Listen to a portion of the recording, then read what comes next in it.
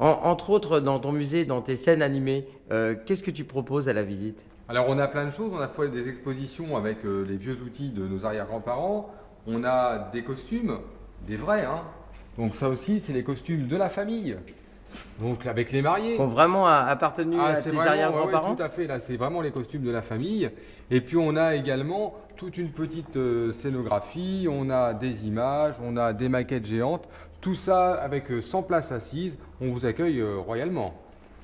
Alors, dans nos visites, on a deux formules. On a les formules à la fois pour ceux qui veulent juste découvrir le métier, et puis pour aussi les gourmands. Et pour les gourmands, on a une formule avec une dégustation, où là, vous pouvez venir goûter les huîtres, et puis également le vin blanc, qui vous est offert gracieusement. Alors, est-ce que tu peux nous rappeler le lieu de la visite et l'endroit où on peut partir avec plein d'huîtres sous le bras? Alors, on est situé au milieu de l'île de Ré, on est à l'endroit le plus étroit, on est juste après le Martrey et juste avant le village d'Ars.